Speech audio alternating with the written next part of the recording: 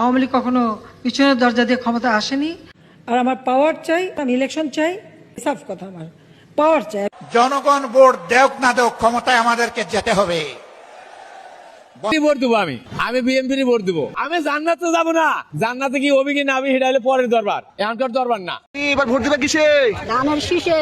বাঙালি যদি বাঁচতে চায় ধানের শীষে ভোট দাও। জামাতে আশা করছে আমরা ভোট বাচ্চা উগাতে দিব আর ওদের যে ব্যবহার আর মাছ করে ভোট দিব। আমরা জামাত আগে থেকে ঘৃণা করি। ঘৃণা কেন করি? ওরা ধর্মের ইসলাম বেচে রাজনীতি করছে। আগে করছে পীর সাহেব একটাই বলছে যে এই দেশে মৃত্যু করলে একমাত্র জামাত, এর নিচে আর কেউ মৃত্যু নাই। এই দেশে জামাত একমাত্র বিশ্ব মধ্যে রেকর্ড করা মৃত্যু।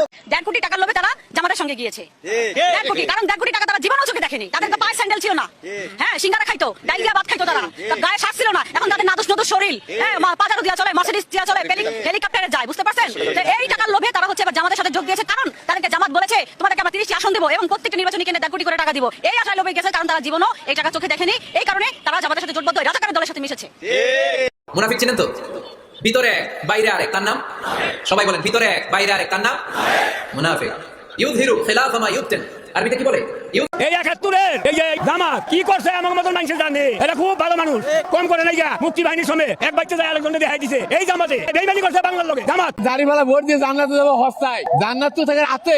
আগামী নির্বাচনে ভোট দেবো বিএনপির। সরকার ভালো কার মন্দ 17-18 বছর কষ্টে ভুগছে, এই জন্য দিব। যার মা ভালো ছিল তার ছেলে ভালো হবে না, 100 বার হবে। জামাতের যে আমি জামাতের বউ ভোট দিব না, তাহলে হ্যাঁ ক্ষমতা আইব কেন? এটা কোনোদিন ক্ষমতা আইতে পারবো না। আর হ্যাঁ কি কয় আর কি নারীরা 5 ঘন্টা 8 ঘন্টা জায়গায় 5 ঘন্টা কাম করলে নারীকে পুরা বেতন দিব।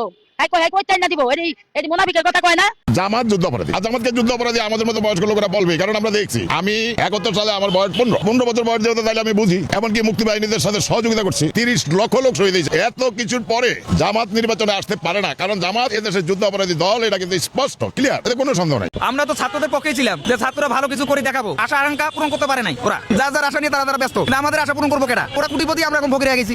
আগে এখন আমাদের দুরবস্থা, আগে ভালো ছিলাম। জামাত এত তাড়াতাড়ি ক্ষমতা আসতে পারবে না। যারা যতই টাকা বিষয় দেয়, ওরা কিন্তু এখন টাকা দিতে আসে জনগণের, গরিব দুঃখীরে, কুরবানির গরু এইটা সেইটা, কিন্তু আসলে ভোটে জামাত গইতে পারবে না। তবে এক সময় জামাত আইতে পারে যদি বিএনপির কোনো কাজে কর্মে দুর্বলতা থাকে। জামাত এই দেশে ক্ষমতা আসতে পারবে না। ইসলাম হলো এক জিনিস, রাজনীতি হলো এক জিনিস। সরকার হটাইছে বলে যে তারা দেশে ক্ষমতা দিয়ে দেশ চালাবে, আমার বিশ্বাস হবে না। জামাতের নীতি নির্ধারণ ভালো না। জামাতের আমির কর্নেল অলিকে বলছে যে তিনি চট্টগ্রাম থেকে উই রিভোল্ট বলছে।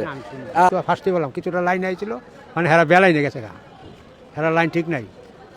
আগে লাইনে আইছিল একটু, অনার লাইন ঠিক নাই, পাগল হয়ে গেছে, উল্টা পাল্টা কথা কয়, কথা ঠিকঠাক নাই, কিন্তু জানে পাবলিক ঘুরে গেছে। এইভাবে বুক চিতিয়ে যুদ্ধ করেছিলাম, লড়াই করেছিলাম, সেই লড়াইয়ের দাবি আমার কার্যক্রম দিয়ে আমি পূরণ করতে চাই। ইয়েস, জামাত ইসলামী ওয়ান পাকিস্তানের পক্ষে সাপোর্ট দিয়েছিল, এটা কোনো রাজনীতিতে অপরাধ না। বাটফার কারে কয়? বাটফার কি আর গাছ ধরে? আচ্ছা, ও বাংলাদেশে এত বাটফার আইলো কিতে? আমি একটা শহীদ মুক্তিযোদ্ধা পরিবারের সন্তান।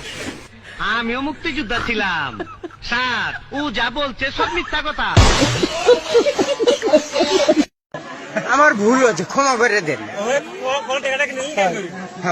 এনসিপিরা জামাত ইসলামের সাথে জোট করেছে, সাধারণ জনগণ এটা কিভাবে দেখবে? ওরা তো রাজাকার, ওই রাজাকারের পেছাল বাদ দেন, ওই সব রাজাকারের পেছাল হতে চাই না। ওরা রাজাকার, এটা শুনতে চাই না ভাই। আলহামদুলিল্লাহ ভাই, মাত্র এই বিষয়ে কোনো কথা আর কইতে চাই না, মাথা গরম হয়ে যায় ভাই।